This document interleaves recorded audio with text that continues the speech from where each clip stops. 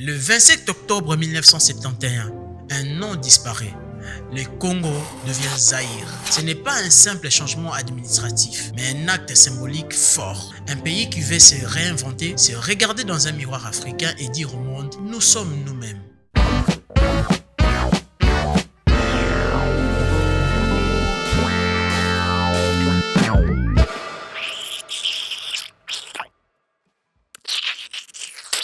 Je suis Ephraim Bakou, photographe et passionné d'images. Aujourd'hui dans Talatala, nous allons plonger dans l'un des épisodes les plus fascinants de l'histoire visuelle africaine, les Nation Branding du Zaïre sous Mobutu. Comment l'image, le style, la couleur et les symboles ont servi à construire une nation entière.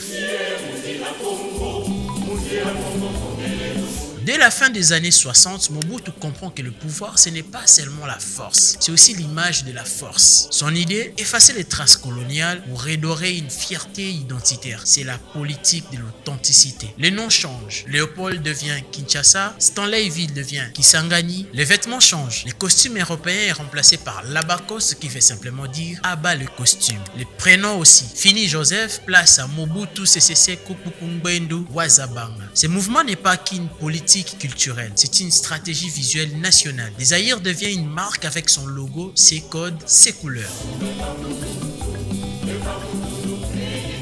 Chaque élément est pensé comme un élément graphique. Les drapeaux verts et jaunes, vibrants symbolisant l'espérance et la richesse. Les léopards, totem de puissance et d'agilité, devient l'emblème du président. La devise paix, justice, travail, inscrite dans une typographie simple et directe. Les bâtiments officiels, imposants aux lignes modernistes, souvent surdimensionnés. Même le visage de Mobutu devient un logo. Des lunettes noires, toque en peau de léopard, posture droite, un design politique parfaitement maîtrisé. Tout le pays devient un décor de communication. Les cérémonies publiques, les journaux télévisés, les affiches murales, chaque détail projette l'image d'un Zaïre fort, organisé, africain, souverain.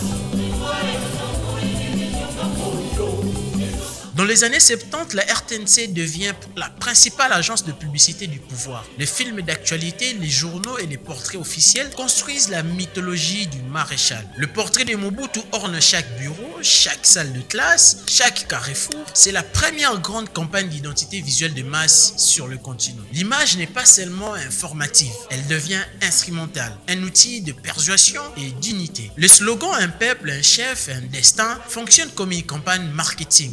Mobutu a compris avant tout le monde que le visuel structure la mémoire. Quand j'étais enfant, raconte un Congolais né dans les années 70, on ne pouvait pas marcher 10 mètres sans voir le visage du maréchal. À la télé, à l'école, même sur les cahiers. Pour nous, l'image de Mobutu était celle du pays. On ne savait pas qu'on vivait dans une mise en scène. Cette anecdote illustre parfaitement la puissance du visuel politique. Quand il est omniprésent, il ne communique plus. Il façonne l'imaginaire.